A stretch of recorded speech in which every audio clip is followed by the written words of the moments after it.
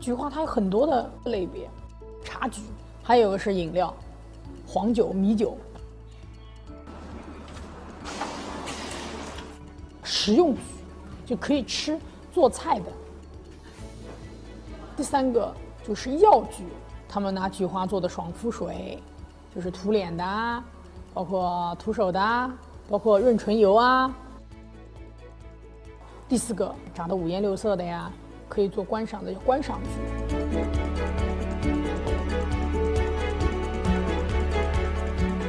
我们山连村的这个民宿实际上是从2014年我们就开始了。